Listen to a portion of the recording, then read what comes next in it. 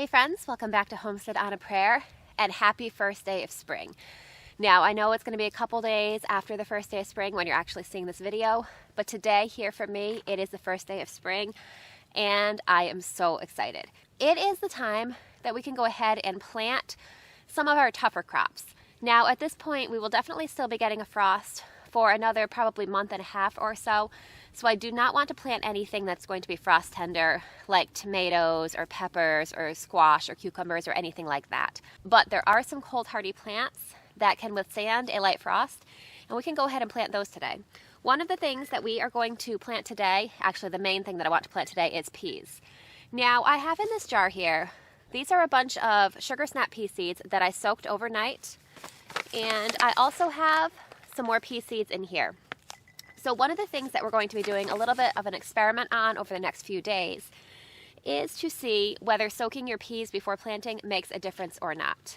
Now, you can see Milo back there.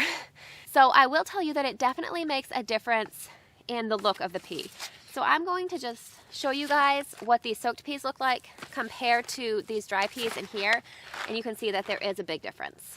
Now these soaked peas here, you can see they've clearly soaked up a lot of water. They're nice and plump, not very wrinkled. They've expanded quite a bit, as you'll see when we open up these peas here. So these are the dry peas. You can see that they're a lot smaller, they're a lot more wrinkled, they're less plump overall. If you compare these, let me take some of these out in my hand so you can actually really see the difference there. If you compare these side by side, you can really see a big difference. Now the idea behind soaking your pea seeds before planting them is that when a seed germinates, the first thing that it has to do is soak up enough water that it has basically the water that it needs to germinate. Peas tend to take quite a while to germinate, especially if you're planting them in early spring like we are when the ground is still on the cold side. So the idea is that by allowing them to soak up a lot of water overnight in this jar, they're off to a head start and they should germinate faster.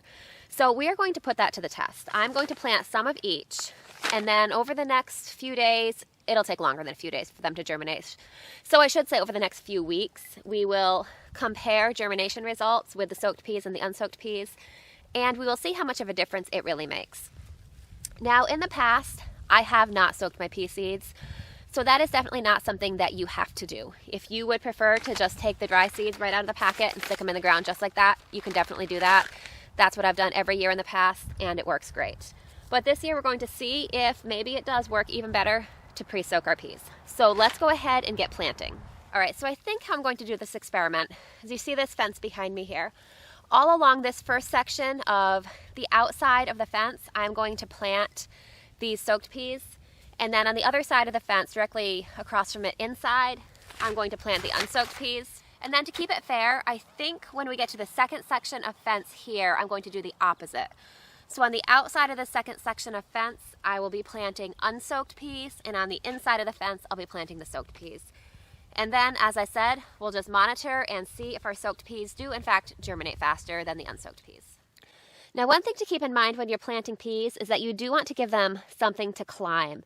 Most pea varieties are climbers and will not do that well if they don't have something to support them. So that is why I plant my peas along this fence here. Honestly, this fence is not even really as tall as they would like, but it does well enough that my peas do well. So here along the outside of the fence, we're going to plant these soaked peas here. Now, when I plant my peas fairly close together, and I find that they do completely fine with that. So I just like to poke a little hole in the dirt with my finger, probably between 1 inch to 2 inches deep, and I just plop the pea in. And then I'm just going to give them probably about 2 inches of space between plants. You can see that I'm planting them fairly close together. Peas can handle a fairly close spacing, so that's what I like to do.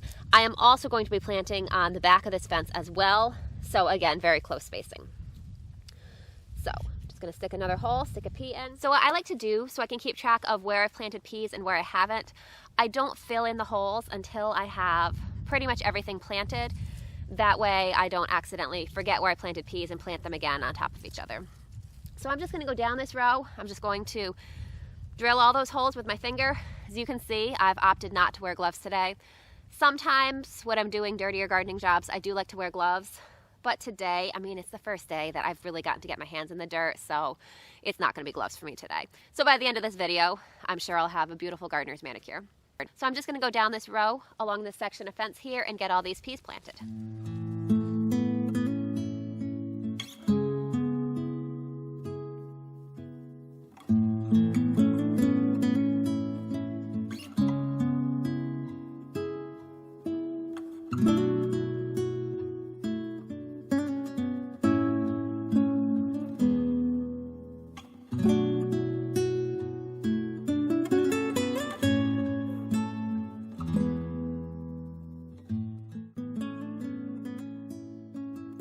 We got the whole outside of this front section of fence planted.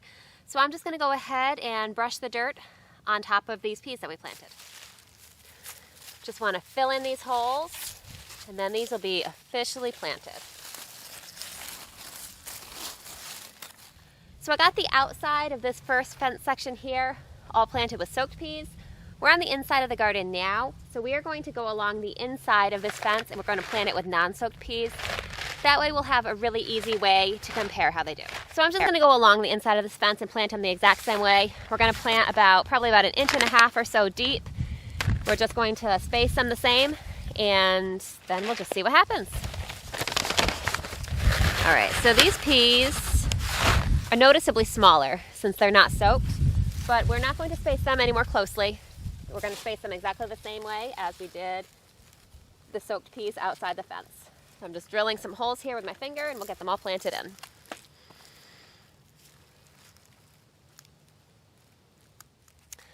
Okay, so here's a good look at my fence, and you can kind of see what I meant by sections.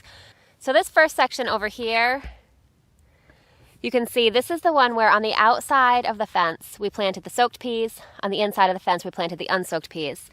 And then if we move down to this other section over here, you can see on the outside we planted unsoaked peas, and on the inside we planted soaked peas. So as those peas germinate and grow, I'm going to see if it does make a difference to soak the peas in terms of germination time and also in terms of germination rate. And I will definitely let you guys know the results of that. So I've got a lot more peas to plant, so I'm going to go ahead and get planting. I definitely hope you guys will join me again and come back and see the results of this pea soaking experiment to see if it really makes a difference or not.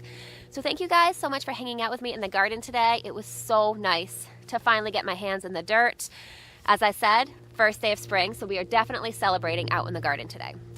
So I hope you guys are having a great day. I hope that you are finally getting some spring weather wherever you are.